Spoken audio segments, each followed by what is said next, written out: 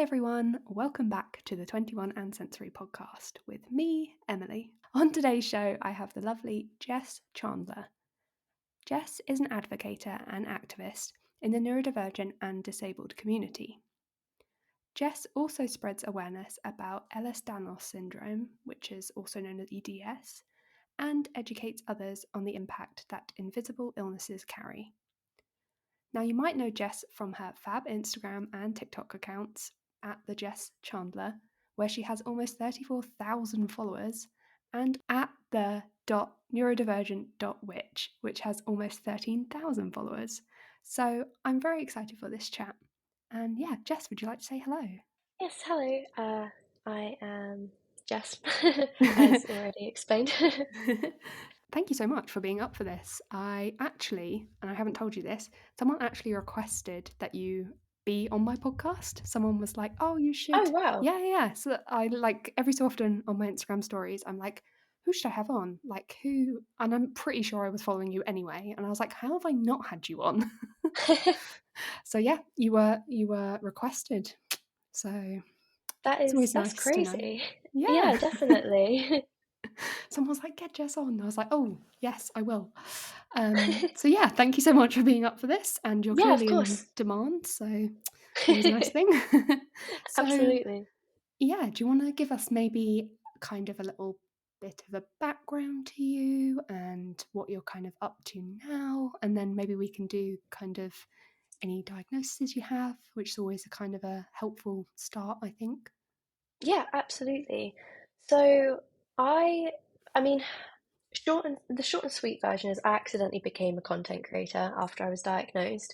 But a bit of a background on who I am would be that I was suddenly diagnosed in 2020 with autism and ADHD, and I didn't have the sort of same experience that many of my followers do. I didn't have the time where I was researching everything, and I didn't know much about autism at all. I was just suddenly sort of dumped with these diagnoses, and I had no idea what to do. So I Okay. thought I'd come onto TikTok a little bit because there's always different communities on there. And that's kind of where I found my space, and I kind of used it as a method to come to terms with my own diagnoses by talking about it. And also, I don't agree with learning most of the things off of TikTok, but it did really help me with learning about who I am as an autistic person rather than somebody like that would be classed as somebody with autism, or it just helped me narrow out my views and my personal experiences with that. Mm-hmm. And yeah, people started following me, and it was a crazy turn of events. And here I am now. Amazing. My yeah, my life right now is a bit quieter. I did have a bit of a break from social media a couple of months ago, and I'm kind of just trying to find my way back into it again at the moment. But at the moment, it is very much centered on a newfound enjoyment out of writing, which I think is really cool, but I'm sure we'll get into that a little bit more later on. Yes, definitely. A couple of things you mentioned there, I was like, I'm definitely going to ask you about those in a minute. um, so, how old were you when you were diagnosed? Like when you kind of found this out about yourself? So I was actually 19 years old, not the latest that I've ever heard of people getting diagnosed, but I definitely could have done with being diagnosed a lot earlier. Mhm. So yeah, I was 19 years old. I had already gone through school, college, working careers, and I think that was definitely a turn of events. So you were kind of out of the education system. So, yeah, I feel like late diagnosed, like it's still definitely like counts in your teens kind of thing. Like I know there's obviously, people in their kind of 50s and 60s like getting diagnosed, but I still feel like 19, like it is a late diagnosis because it would have been handy to know like way earlier in your life. So no, I definitely get that. Absolutely. And also I know that you do a lot of kind of sort of awareness online and kind of education around EDS, which I know is a very kind of, I think the word's like comorbid condition in terms of being like ADHD and autistic. So I don't know if you wanted to maybe kind of chat around the stigma around kind of invisible illnesses and disabilities. I don't know kind of what age you were as well when you got that diagnosis too. Is that like a more recent one? Yeah, so with the EDS, and I kind of, there's two conditions that I have that I always end up grouping together. It's EDS and POTS. So if I say EDS and POTS, yeah, it's just because they are so linked together, if that makes sense. But I was diagnosed actually only last year with both, clinically diagnosed. I had about six verbal confirmations of my diagnosis from 2021, but Mm-hmm. it wasn't until 2023 in January that I was clinically diagnosed by genetics in Southampton Hospital. Okay. And I was diagnosed with hypermobile EDS, which is type 3, and the most common out of the 13 types of EDS. And with POTS, I was diagnosed in March of 2023, so 2 months after, and that was through a tilt table test. Mm-hmm. And I have a slight background in POTS. In not me, my sister is also diagnosed through a tilt table test, so I know what that is. But for anyone that doesn't know what POTS stands for, it's postural orthostatic tachycardia syndrome. Is that right? It is, yes, Yeah, yeah. I know. I Very know it's really long-winded. hard to say. So I have a slight insight into kind of those sort of symptoms, if that makes sense. But yeah, how like I also when you were like there's 13 types of EDS, I had no idea. You kind of just kind of hear the overarching EDS kind of diagnosis, obviously, but are the different types almost like to the extent in which you're hypermobile? Like how do they like grade it? So I don't have much experience in the all of the 13 types, Mm-hmm. just because they are there's kind of a set sort of symptoms that kind of span across all of it, which is the standard hypermobility, fragile skin, easy bruising, that kind of thing. Mm-hmm. However, there are there's several different types of EDS that only affect the eyes, and Oh, there's okay. one that affects the spine, which I think, but don't quote me, is kyphoscoliotic EDS, which is KEDS. And then you've got CEDS, which is classical EDS, and then classical like EDS. And then VEDS, which affects the vascular system and the heart, which is called vascular EDS. Those are the ones that I am aware of, but I do not know all of them by name. Mm-hmm. That's fair enough. There's just, yeah. But yeah, so I have the least rare condition of EDS, which HEDS isn't actually classified as a rare condition anymore because they think that it's about 1 in 5,000 that have it, but it kind of does range on the scale of asymptomatic to, presenting. So Okay. that's a very interesting topic that I like to talk about with different people because it's very much like autism on the scale of, it's not less to more, but it's kind of you're all on a collar wheel. You all have the same traits, but the way in which you experience those traits is what makes the difference of autistic person to the next Mm-hmm. autistic person. Were you aware that you maybe had some of these kind of symptoms growing up? Did you ever consider kind of EDS before getting diagnosed? So, when you always look back at it and you can see right the way through life that that was definitely an EDS trait. Yeah, But a bit with being autistic. Yep. yeah, absolutely. But I had my suspicions, I guess you could say, when in 2018 when I was 17 years old.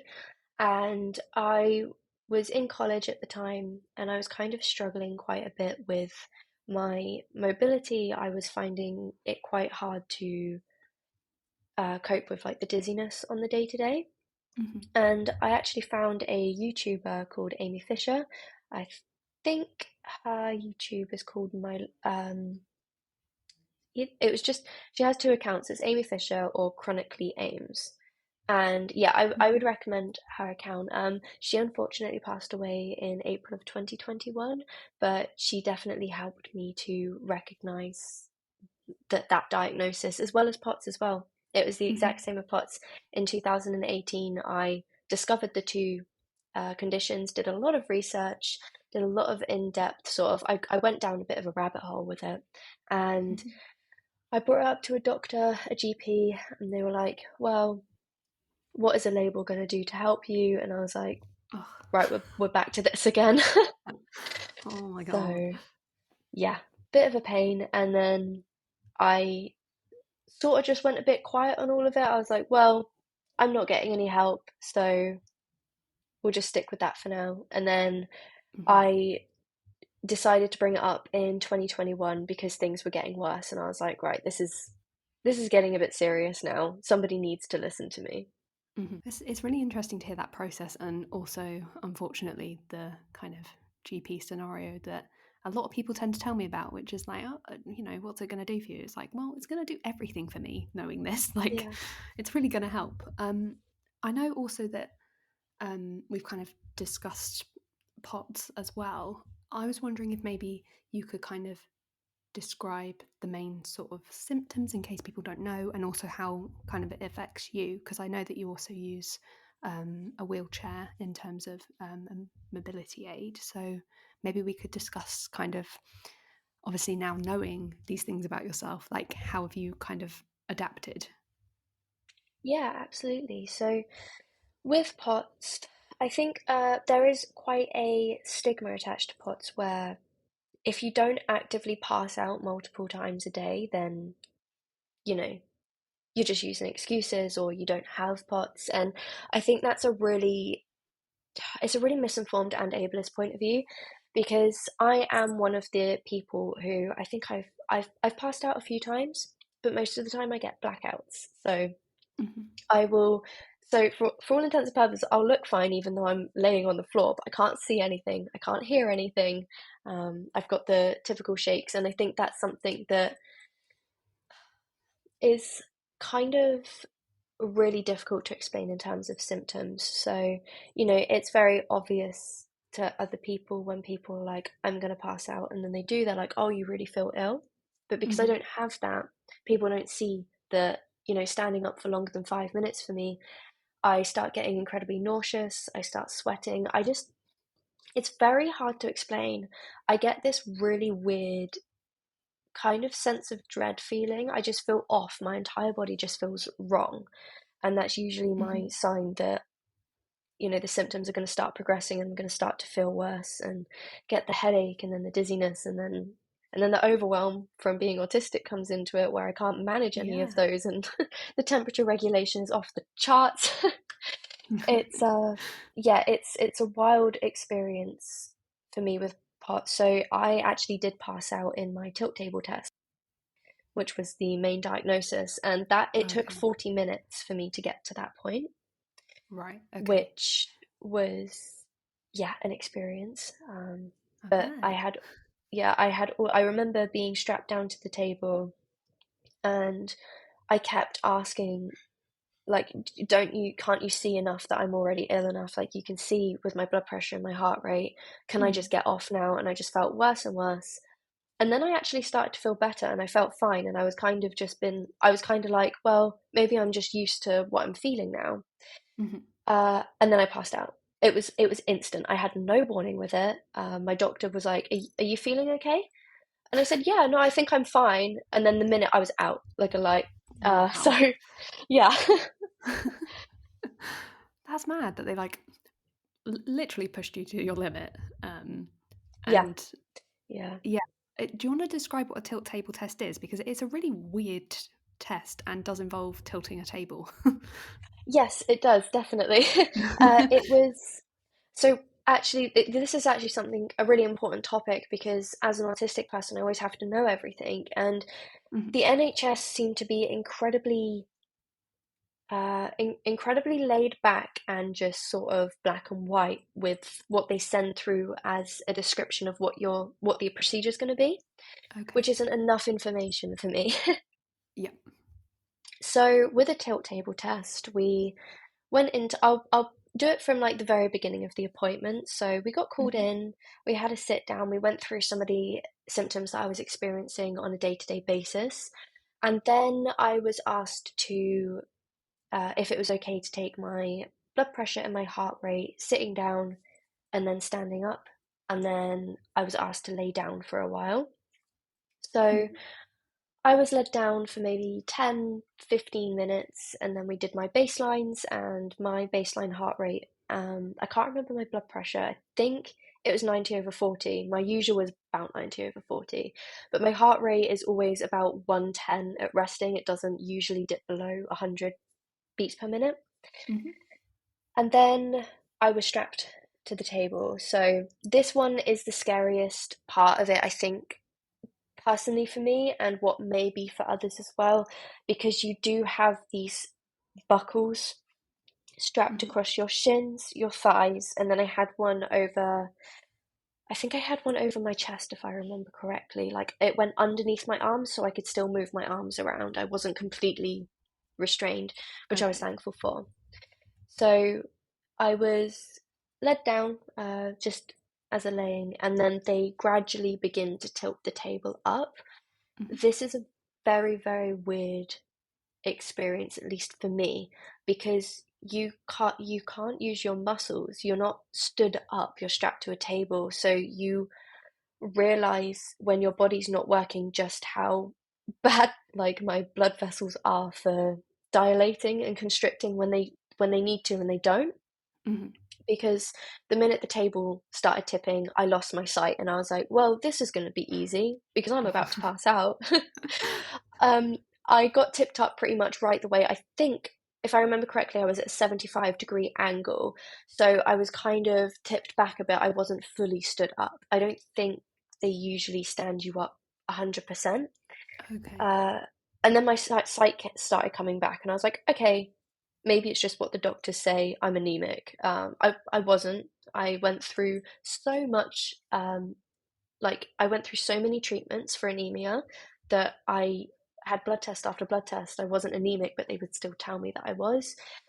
So that was what Mm. initially went through my head. I don't have POTS. And then when I was stood up about, I think it took less than 2 minutes. My heart rate went from 110 and spiked to 180 and didn't dip below 170 through the entire process. Wow. So So you must yeah, be feeling pretty unwell. Like, yeah, I was feeling sick. I was tired. I was it was literally every 2 minutes felt like a lifetime for me. And I was sort of saying, can I get down now? Do you not have the rightness? Like my heart rate has spiked 106, like at 60 BPM over what it's supposed to, mm, when, for POTS, it's only supposed to spike by about 30 at a minimum. yeah. And I was like, I'm like trembling. The whole table is shaking because I have tremors so bad. I'm like, do Oh. you not have the right information yet? You're like, can't you So, see? yeah, literally. So I was there for a long time, and then they decided to, oh gosh, what's it called? Is it glynosyl titrate or something? I got that so wrong, but I think it's GTN or GNT. They administered me that, which helps open up your arteries and blood vessels, I think. Don't quote me on that. Okay. Um, and that basically creates what is known as a vasovagal response, I believe, which I ended up being diagnosed with. So I had that administered, and then 10 minutes later, this was after me begging to be let off the table for the Hmm. whole 10 minutes. And then I started feeling okay, and I was thinking, okay, I'm still shaking a lot, but I don't feel as sick, and I feel a bit more awake than what I was. Hmm. So I was like, brilliant, maybe I'm okay. And then the doctor looked at my heart rate and blood pressure and looked at me and then looked back again. And I was like, okay, that's a bit weird. And he was That's not like, good.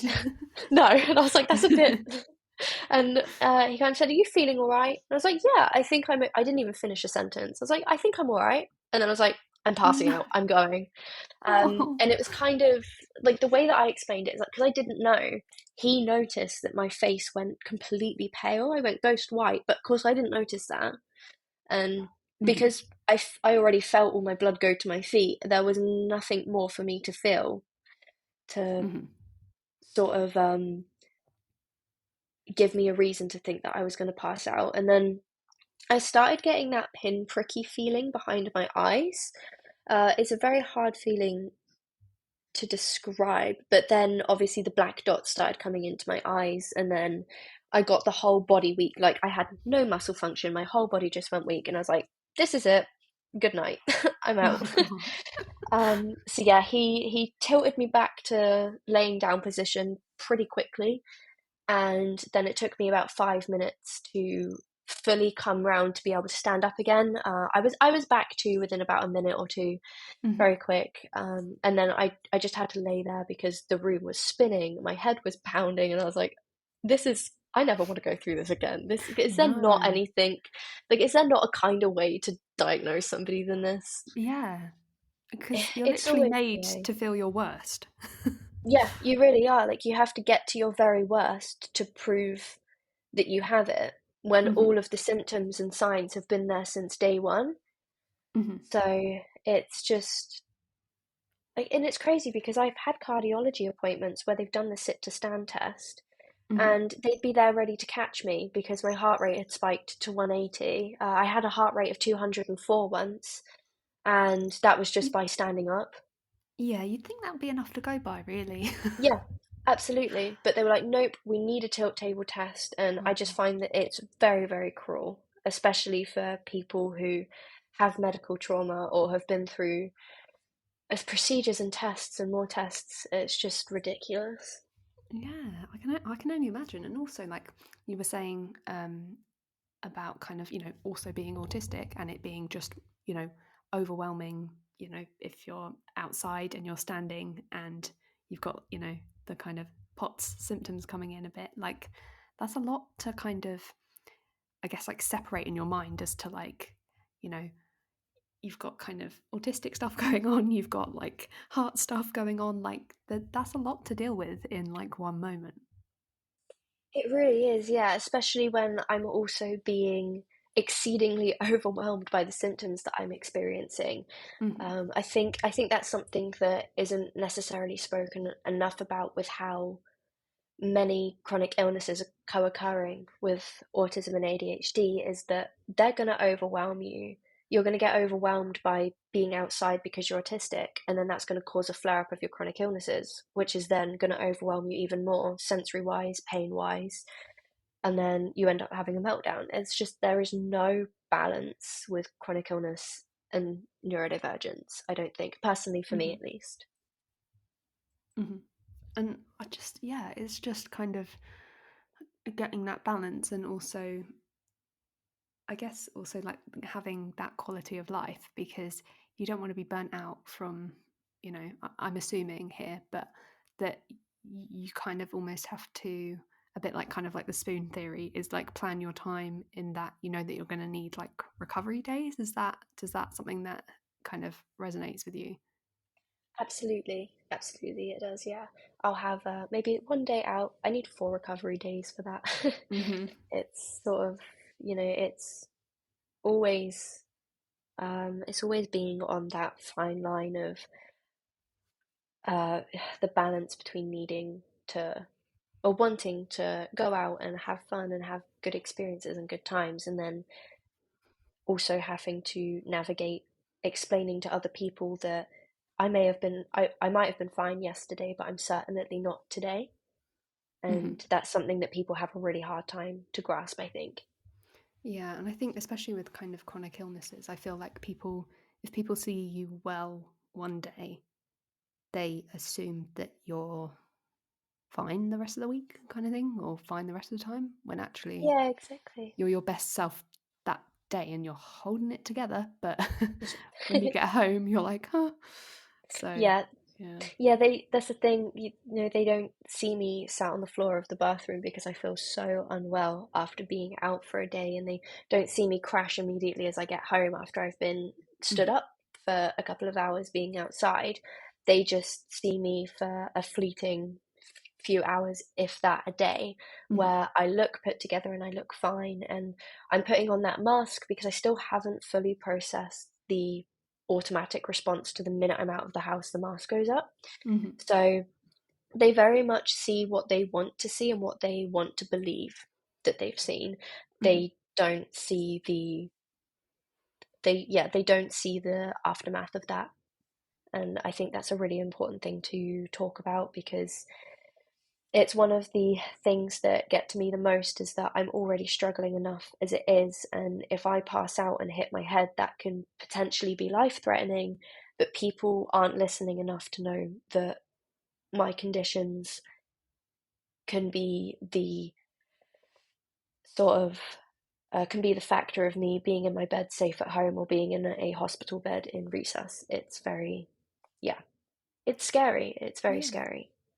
I bet. And like you're saying as well, like it doesn't take much to go from, being at home and being, not feeling great to being in hospital and needing to be treated. And I think you're right, like a lot of people don't appreciate that from kind of minute to minute or hour to hour, like stuff can change like drastically depending on what you're doing. But it also sounds like, you're not just masking in terms of being autistic, like you're masking like everything in order to get through, certain situations to then, you know, need to recover. So it sounds like a lot of hard work. Yeah, definitely. It's a full workout. A full workout. And so I know that you kind of chat a bit about mobility aids and things over on your Instagram. Was that kind of a like, did you start to use sort of mobility aids after finding out about kind of EDS and POTS? And also, can we talk about how these aids have to be personally funded? Because that blew my mind. You kind of just Yeah. assume, I don't know, like hospitals give out things like crutches and things, but that doesn't extend to wheelchairs and like properly fitted kind of aids. Yeah, it is absolutely crazy. So, uh, just like starting back on sort of my personal experience with mobility aids, I have always been young enough and looked healthy enough to always be, you don't need those. It's that sort of really negative standpoint again, they're going to ruin your life. You don't want to look like that. You don't want to look like you're sick. And it really gets embedded into, how you feel around that. And then when you get to that point where you're finally like, I can't do this anymore without some help, without mobility aids, you then have to un you sort of have to unpick all of that of what you've been told before, Mm-hmm. which is so overwhelming, and it is so difficult to go through the emotional aspects of it while you're also going through the physical aspects of it. So I didn't start using mobility aids until 2021, I believe. And I had always been on and off of crutches, and I've always been in and out of braces. I went through an entire year of being in a cast with my wrist, Oh, because okay. it was dislocating and then it broke, and then, Oh my it God. dislocate and then it would re-break it again, and it's just, yeah. So that was an issue. But in 2021, I kind of did a lot of deep diving into how I felt emotionally surrounding mobility aids, and I purchased my first pair of smart crutches, and they have been a lifesaver with going out when, especially when I feel unsteady on my feet. And Mm-hmm. also with the POTS, with the dizziness, sometimes it would, I mean, at that point, I didn't know that I had POTS for sure, but I would know that I would feel dizzy and it would make me sort of, I just end up veering off into like one side because my depth perception would go off and my head would swim a bit. Okay. Whereas having my crutches there was also kind of like an extra pair of legs for stability wise. They would Yeah. just be either side of me and try and keep me upright a little bit more. Mm-hmm. But yeah, and then last year in 2023, I finally admitted to myself that I need a lot more help than what I'm letting on. And then I begun the journey into a personalized wheelchair. Exciting, but Yes, very. expensive from what I understand. Yeah, exciting but expensive and incredibly confusing to navigate. Oh, really? In Yes. what is there just quite as in like the kind of terms of like the range of different options available, or like finding the one to suit you? Yeah, so that was definitely an aspect, but the thing that I felt most confused about and the hardest to navigate for me was the paperwork and finance side of things. Hmm. So so just to put it into a bit of a um, just to help with a bit of perspective over this, the NHS do supply wheelchairs and they do supply quickie wheelchairs and wheelchairs that are fitted to the person. However, they are the cheapest version of those that you can get. So although you're getting a branded wheelchair, Hmm. you're not getting a wheelchair that's built specifically to your needs. And the NHS Okay. do not fund Power Assist. So, you've gotten to that step where you're like, brilliant, I'm getting a wheelchair. Now I just need to figure out Power Assist because, my shoulders aren't strong enough to keep pushing me around without dislocations and subluxations. And then Hmm. you find out that the NHS don't do Power Assist full stop. They don't support that, they don't provide that. And then you're kind of stuck with, where do I go from here?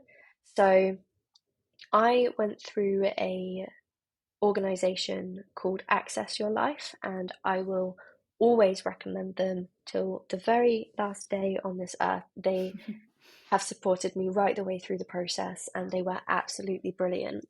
So, Access Your Life is a company an organization that helps with providing grants for wheelchairs, Oh, okay. and they sort of liaise with the grants that are available. So you only have to do the minimum paperwork. You don't have to do the mass communication with the grants.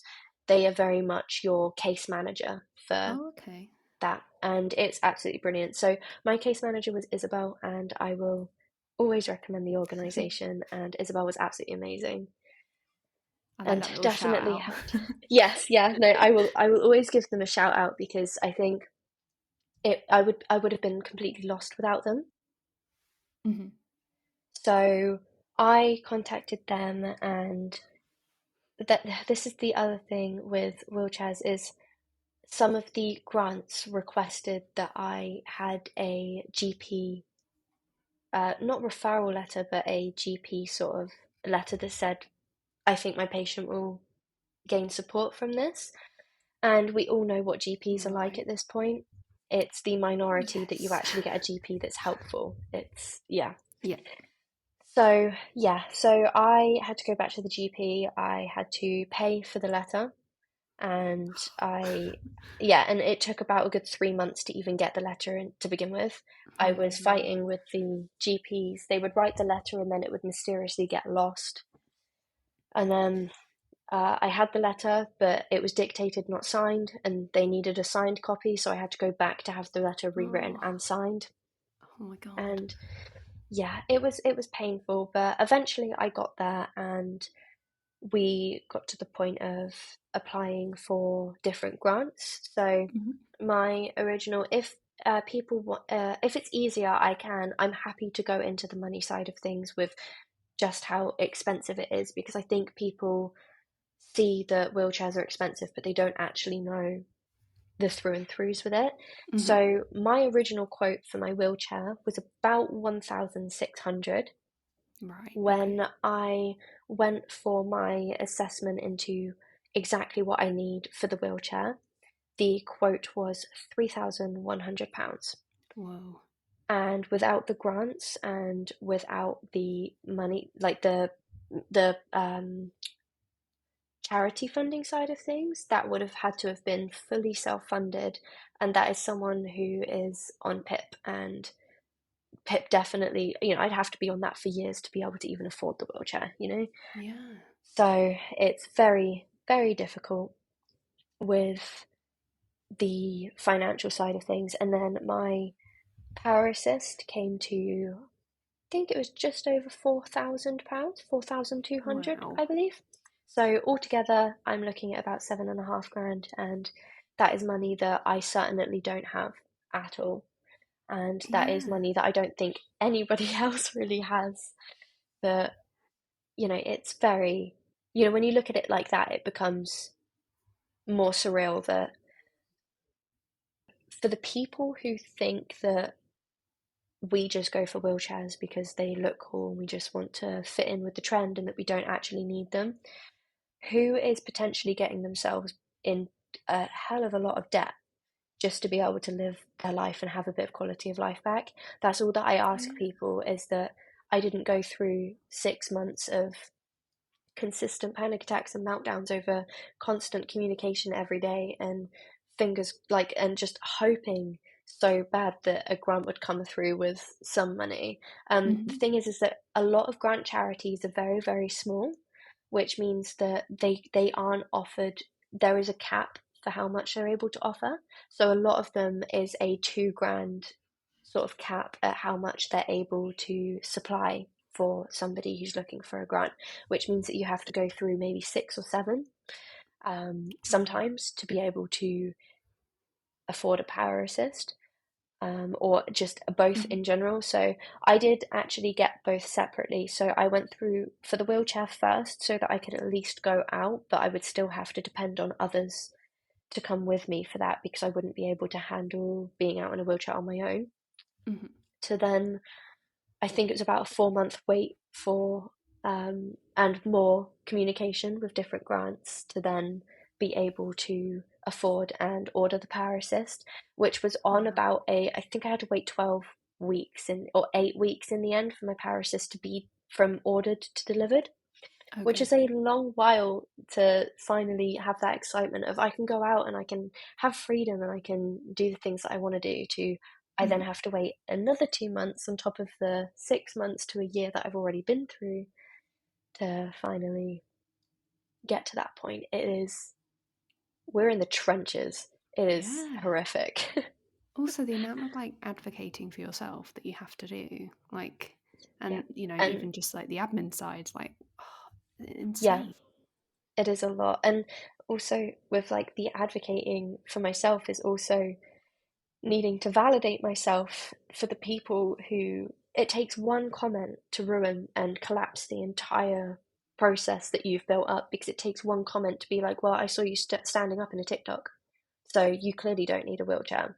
They don't know the term ambulatory wheelchair user, and Hmm. they won't actually give any of their time to even learn what that means. And Hmm. that says more on them than it does on any of us in the community. Oh So yeah. yeah, that's definitely something that I want to put out there, is that if you do have people making those comments, I mean, it can end up horrific because one person makes that comment because it's negativity. It's always going to be the stronger side of it. So people are always going to be more prone to listening to that than listening to your Yeah. viewpoints. And, it can end up with legal matters coming into things because people can accuse you of things that you're not. And I Yeah. think that's another negative thing to trying to suss out mobility aids. I mean, I've seen But something yeah. like that on Instagram this morning, like someone being kind of, you know, saying that, oh, you don't have this disability, and like Hmm. reporting them, and I'm like, you've seen seconds of this person's life on Yeah. social media. Like, how can you even begin to imagine what they are going through? Like, I don't Well, yeah, understand. exactly. Yeah. Absolutely. Like, and It's it's also with some of my followers, there have been very surreal moments where I've been recognized in public. And I just think that, you can't, I don't know everyone who follows me. To my followers, I might feel like a friend because I'm always posting content and they're always engaging with my content. But to mhm. me, especially with accounts that don't have a profile picture, I can't see who that is. So I'm Yeah. thinking it only takes one of my followers who are following me to break me down rather than build me up. Hmm. They will see me in public for 5 minutes walking down a road or wheeling down a road and think, she's definitely not as bad as what she makes out to be on social media. And that is the most harmful thing, is they're seeing me 5 minutes out of my Yeah. entire life Yeah. and then make up an assumption that is dreadful. Hmm. And I don't understand how people do that in terms of like, like, oh, you don't have this diagnosis or something. I was like, well, hang on, you've seen me on like a minute on or two on TikTok or Instagram or something. Like, you don't know me, like you don't know my upbringing and, the struggles and things. Like, it is kind of Absolutely. baffling, isn't it? It is, and I do see a lot of people have that sort of opinion over my medical diagnoses because I look fine. I don't look disabled, which is just, yeah, yeah, it's ridiculous. As if like invisible disabilities don't exist. But Mhm. I came back at that with I did not practically torture myself in the medical setting and get strapped to a table being delivered drugs until I passed out and almost threw up on my way home for no good reason. I didn't do that for Yeah. the sake of it. I didn't have like a 6-inch needle put into my hip to inject contrast into an MRI. I didn't do that for the sake of it or because it was a fun day out. And I think that's people don't realize that. Yeah, it doesn't sound like a fun day out. Definitely not. Oh, and let's move on to, obviously we've kind of discussed a bit about your life and kind of the diagnosis, um, but I know that you also share a lot about your kind of hobbies and special interests, and I know from your Instagram that you are an aspiring author, so it'd be nice to hear more about that side of your life and the things that you enjoy doing. Yeah, of course. So it was actually quite funny. So when I was in year nine, I found an app through my friend called Wattpad. Hmm. And honestly, that, that was the holy grail through my school. I don't think I could have done it if it, I honestly don't think that I think I would have struggled more if it wasn't for that app that meant that I could lose myself in books on my phone during break and lunches. Hmm. And I would see all of these people just, posting their books for free. And it would be really inspiring to see that you'd get the author's note at the beginning of the chapter just to give a bit of a update on what they've done in their life recently. And I was like, these people all have their own lives, but they're all writing as well. And some of the people that their books that I've read, they're now published authors. And Hmm. it was a really sort of inspiring thing to see and read. And I think ever since year nine, it's always been in the back of my head of, I mean, I don't think anybody, until I started getting into it and knowing friends that have published books, I didn't realize how easy, well, it's not easy in the slightest, but it's not as difficult as what it seems to get into the author kind of uh, like scene, I guess. Okay. So I thought it was only by scouting you'd only be able to find someone who came across and be like, we'd like to publish your book, instead of well, you can reach out to agents and pitch your books and stuff, which is still a very, very difficult and long-winded process. But Hmm. for my little autistic brain, it just seemed much bigger than you know how it came across. And I think ever since then, I've always had book ideas in mind, and then when I got diagnosed, I was focused purely on social media and building up the content creation side. And then recently, I found that although I love content creating, filming videos and posting myself online can be very, very draining and exhausting. So I think I'd like to go more into the writing aspect of things. Hmm.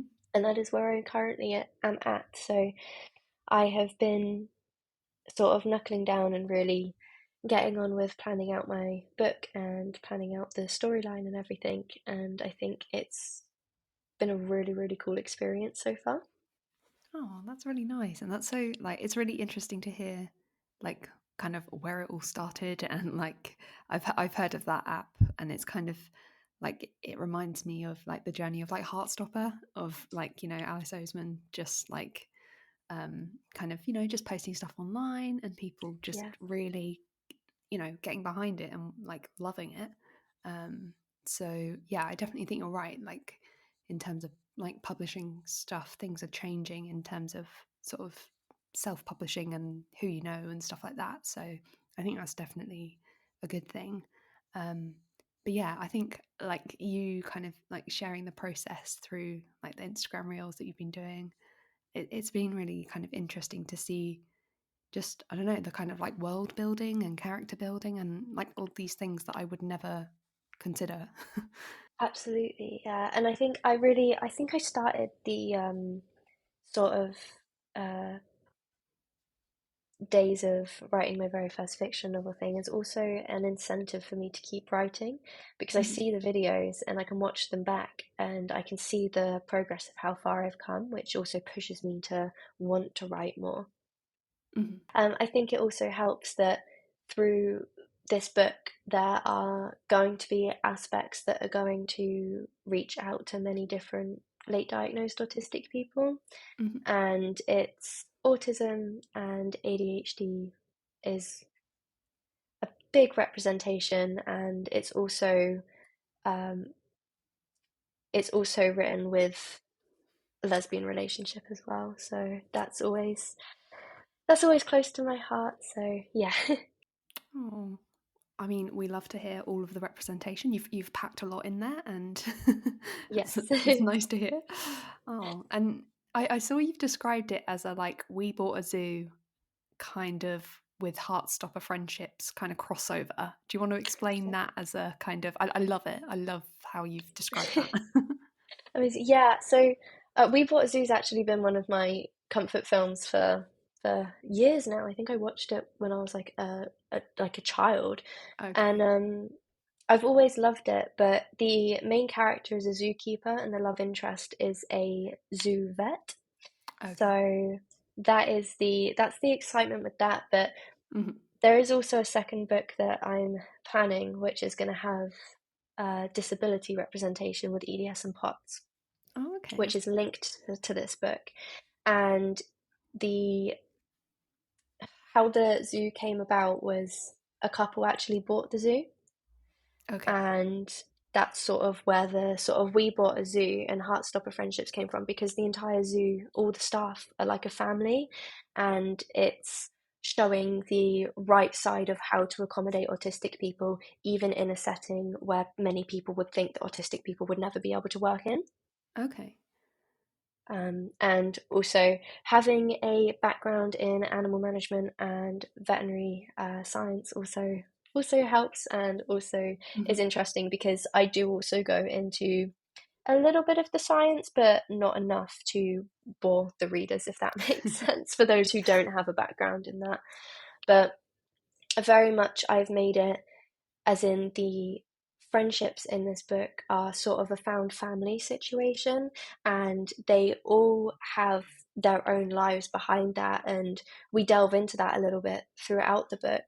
But it's all that sort of it's all there are still people still have what they struggle with, but Hmm. they've found that solitude and comfort with the fact that they've got their found family, and that they're all equally supportive of each other, but also equally all learning through life as they go, especially being in the same sort of job as well. Hmm. I love that like you've drawn from so many different aspects of, kind of things you're interested in and special interests, but also just like employment, like because I feel like I read that you kind of worked at like a was it like a reptile shop?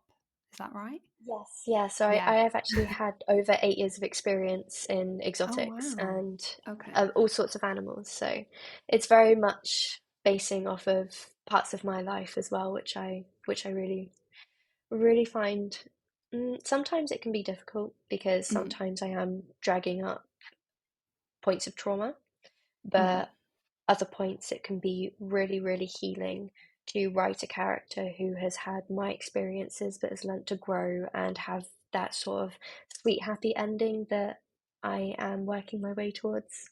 Hmm.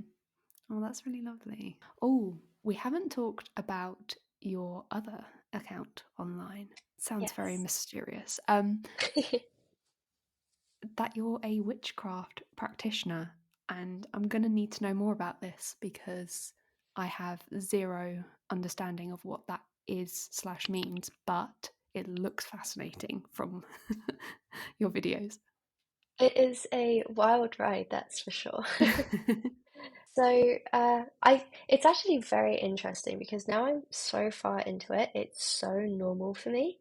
And Mhm. so and I've got quite a few. I've got two friends that are also witchcraft practitioners and neurodivergent. So, and Amazing. they're actually my only two friends, so which I love them to bits. And so it's very, very normalized for me. So when I speak Mhm. to somebody who doesn't have the same experience or knowledge over it, I'm kind of at a loss for how to simply explain it when there's so much to it. um, so with me, Mhm. I think I've always been sort of spiritual. My family's always been spiritual. My godparent is a shaman who used to work in Canada and live over there, but they've moved back here now. And I think I've always had that sort of spiritual side, an interest in the occult. Uh, I'm always very interested in conspiracies, true crime, the more taboo subjects that people don't usually talk about, Mhm. which is another reason why I think I find people can have quite a strong opinion on me. I'm so different, it gives them so much ammunition. So, Oh. but I think I found witchcraft, it's not how people think it is. It's not sort of, satanic worship and stuff like that. I just Mhm. like having an action to a meaning. So if I'm really struggling with self-love at all and I just need that, I'm not somebody who can have the attention span to sit down and journal for hours about myself. It makes it really Mhm. easy to be able to form a meditation over self-love and what parts of me I don't like, but that's still okay. And also apply it to action by just basically throwing a bunch of herbs in a jar and talking to them. That's literally the basis of what I do. Mhm. But I found witchcraft as a way to really find support and comfort in something else that I was struggling with finding, if that makes sense. Witchcraft gives me a sense of purpose and a sense of direction, and it's Mhm. also a very hands-on and very action-based hobby to have, that it's constantly learning about, like at the moment I'm reading a herbal magic book. It's all about sort of herbology and that Okay. sort of like very much like plant-based. I don't Mhm. know what the word for it, like homeopathy might be the word. Like just yeah, it's very I don't know, it supports me in more ways than one, and I think I'm very grateful for that. I don't think I've explained this very well. It's so hard to explain it from a beginner's side of view now, just because there's so much to Yeah, I mean, I think you did. I think you did well to describe it. it. It sounds really interesting because I feel like maybe people have this kind of stereotypical view of what kind of, I don't know, just witchcraft is as a whole, but it sounds relatively calming and also something that like you're clearly like able to kind of like lose yourself in, which I think is always a lovely thing, when you find something that you really connect with and you ultimately enjoy. Like it Absolutely. sounds nice. It's also quite cool being able to. So, I am a tarot reader, and a good way that I can describe that is at the moment I am working on how to apply neurodivergence to tarot cards for my followers. Oh, okay. So, which I haven't actually spoken about. So, if you're from my witchcraft side, surprise, that's what I'm working on at the moment for you all. Uh, Sneak peek there. yeah, just a bit.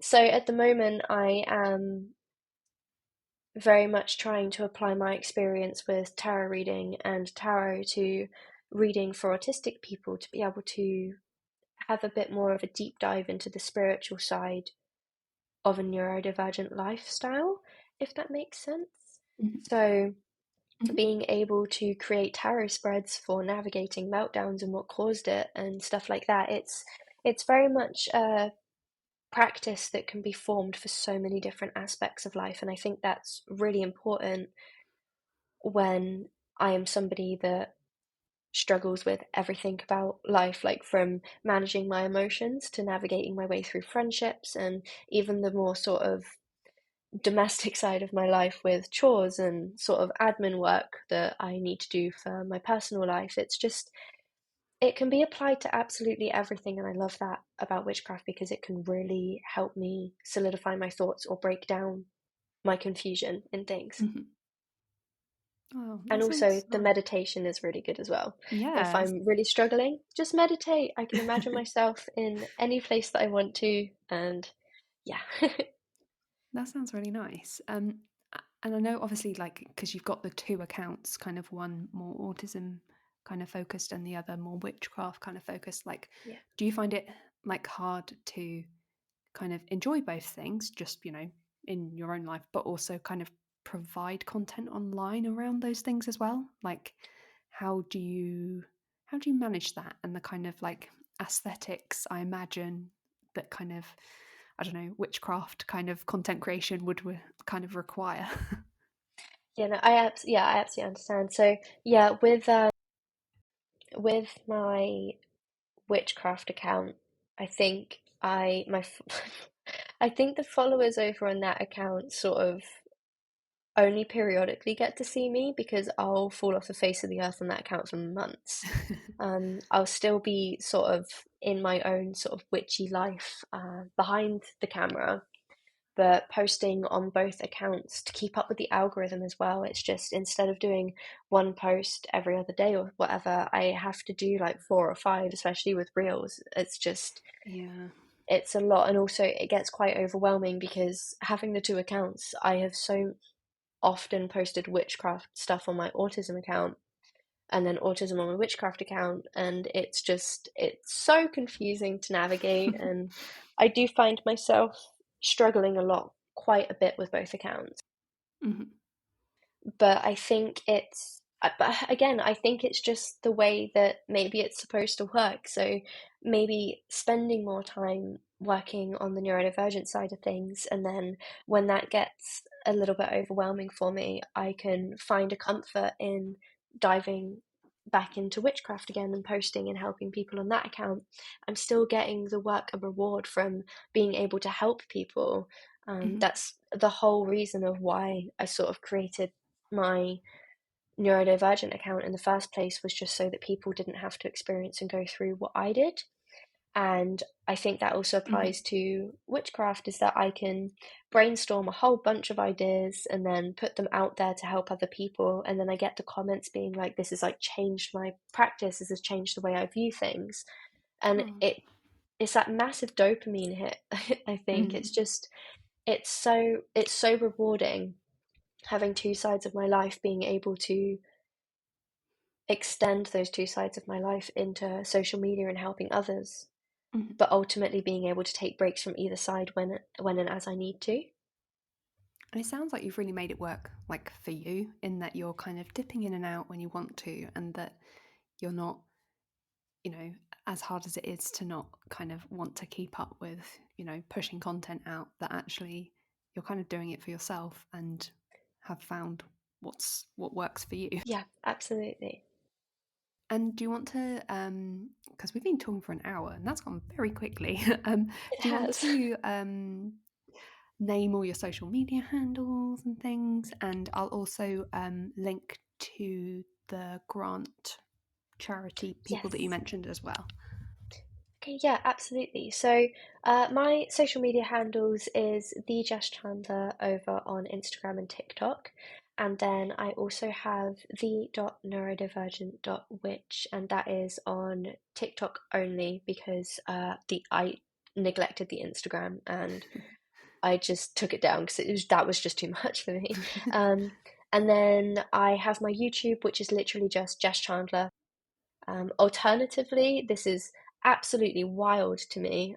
You can literally just type into Google Jess Chandler autism, and all of my information will come up, including past press that I've done. So, BBC or whatever, if you want to read my articles on that, yeah, everything will be on Google for you. If Amazing. it gets, because I know social media and finding handles can be quite overwhelming sometimes. So, Yeah, definitely. And yeah, also, it was a really interesting article because was it ADHD medication, I it think, wasn't was, it? yeah. Yeah, yeah, and it being just totally out of stock everywhere.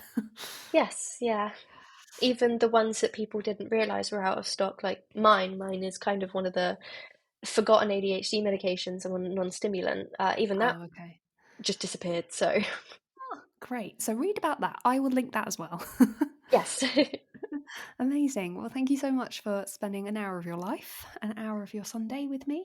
It was Yeah, really of course. interesting to learn more about you. And yeah, hopefully listeners find this a really interesting podcast.